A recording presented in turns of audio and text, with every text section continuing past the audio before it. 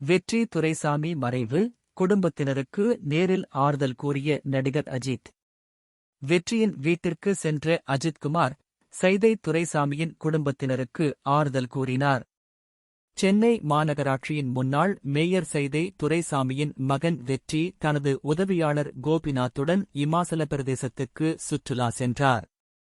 அங்கு கடந்த 4 தேதி அவர் சென்ற கார் மலைப்பகுதியில் கட்டுப்பாட்டை இழந்து சட்லஜ் நதியில் விழுந்தது. இந்த விபத்தில் கார் ஓட்டுநர் தஞ்சின் இறந்தார். மேலும் கோபிநாத் படுகாயங்களுடன் மீட்கப்பட்டார்.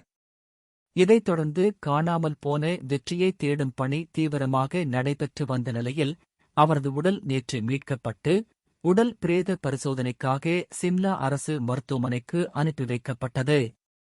இதையடுத்து வெற்றியின் உடல் ஏர் ஆம்புலன்ஸ் விமானம் மூலம் இன்று மாலை சென்னைக்கு கொண்டு வரப்பட்டது.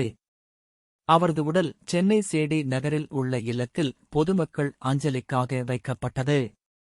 அஜித்தும் வெற்றி துரைசாமியும் நண்பர்கள் எனக் கூறப்படும் நிலையில் அவரது மறைவு அஜித்திற்கு மிகுந்த வேதனையை ஏற்படுத்தியதாக சொல்லப்படுகிறது.